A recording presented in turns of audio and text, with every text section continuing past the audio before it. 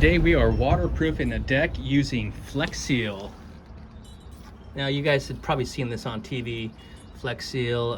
Well, my client brought 2 cans of these and told me they wanted me to repair their deck with this Flex Seal, and I was like, I'm not sure, but I'll give it a try. And they also wanted me to add this anti-slip sand on it. So this is just regular plaster sand, and so as it's wet, I'm going to go ahead and just sprinkle the sand in, and that will kind of give it an anti-slip, non-slip texture here. So go ahead and put a decent amount on here, pretty good coverage. We can sweep it off later as it dries, but only do a small section at a time because this Flex Seal dries, fairly quickly.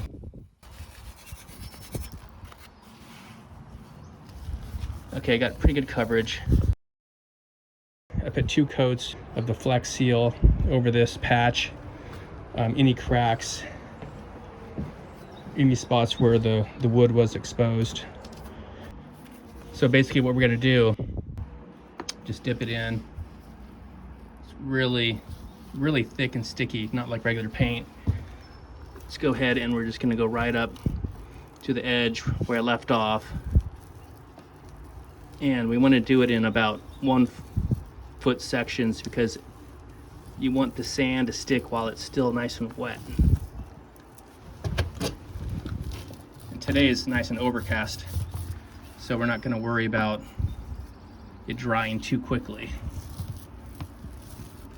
So I'm going to do, again, a 1-foot section at a time.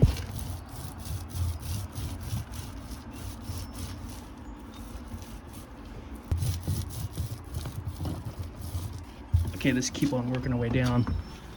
Let me show you on the back. Excellent for roofs and gutters, ponds and bird baths, basement, foundation. All cracks and holes must be completely filled and dry before using this product. So make sure you fill your holes first.